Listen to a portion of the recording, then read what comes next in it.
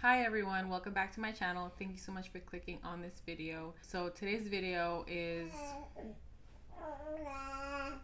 that's my baby. He's saying hello to you guys as well. He's sitting right in front of me, so I'm watching him and he's watching me, and you guys might hear him. So let's talk about my number one regret as a first-time mom. I guess it's like one of the biggest mistakes I feel I've made so far. And like, I'm not perfect. I think I've obviously made some other mistakes, but this is like the one that has been the most like impactful, I guess. So I am a breastfeeding mama. I am exclusively breastfeeding, which means, the baby eats directly from my boob every single time he's hungry. And I'm very happy with the fact that I can do that. I would like to talk about my breastfeeding experience in another video, but I regret not giving my baby a bottle. Now, when I was about 2 weeks postpartum, I did make an appointment to go see a lactation consultant, and she pretty much gave me advice, and I followed everything to the T. Now, I didn't go because I had an issue with breastfeeding. I just wanted to check with a professional and just make sure, that everything was going okay.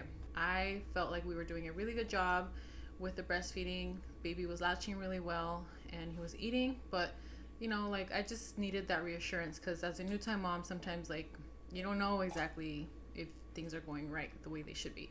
So she took a look at the latch, and I fed him while I was there, and she said everything was perfect. She said the baby had a really good and deep latch.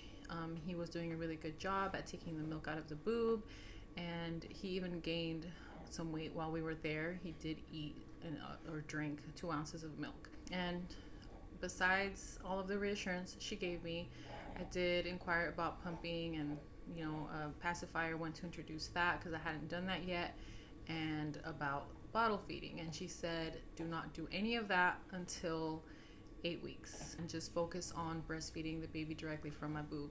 I did tell her that's what I wanted to do, so she was giving me advice based on what I wanted. And she asked me if I had to go to work anytime soon, and I said no. So she said, okay, if there's no real reason why you have to give the baby the bottle, then wait 8 weeks plus.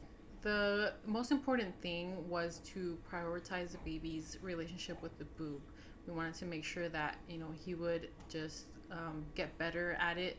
And she mentioned that when you do introduce a pacifier, babies are sucking at all times, that they can get tired, like their little muscles in their mouth. Oh baby, what's wrong? You're okay.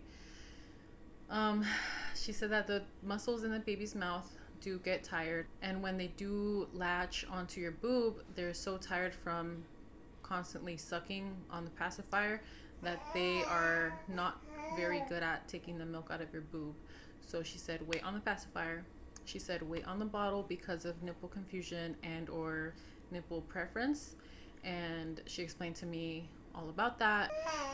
Hold on, I'm gonna get my baby. So as I was saying, when you give the baby a bottle, the bottle tends to feed the baby at a faster rate, and the baby starts to prefer the bottle, or they just refuse anything that's in their mouth, and it just creates another problem. So I understand that, right? But the issue now is that he's not taking the bottle, and he's now 13 weeks. He doesn't want anything other than the boob. He doesn't even want a pacifier. Uh-oh. You have something to say? I don't want the bottle. I just want mommy's titties. That's all I want. Please and thank you. Okay, that was pretty quick. He's sleeping now. So as far as pumping, she also told me to wait because it's just a whole other thing I have to think about and do in my body and all of that. So she said focus on the breastfeeding exclusively, and then at 8 weeks you can start pumping a little bit after feedings, and you can try giving him the bottle and the pacifier. Well, here we are at almost 3 months old, and he is just refusing the bottle and the pacifier. I really don't care about the pacifier. I would like to have had that option for him to soothe with the pacifier, but he's fine without it. I just really wish I had the option to offer him a bottle.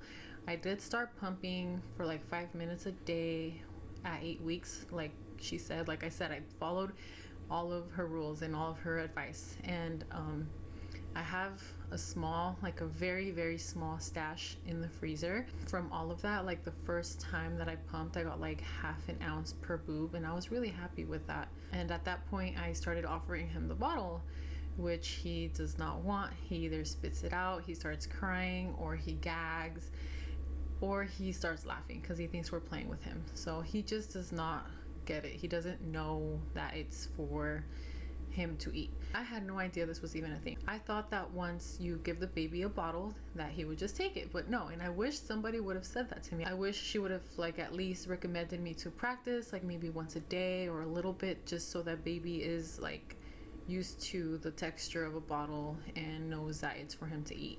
When it comes to breastfeeding in public, like I'm not even embarrassed about it. I really don't mind. But what does make me feel weird is like breastfeeding him in front of like family.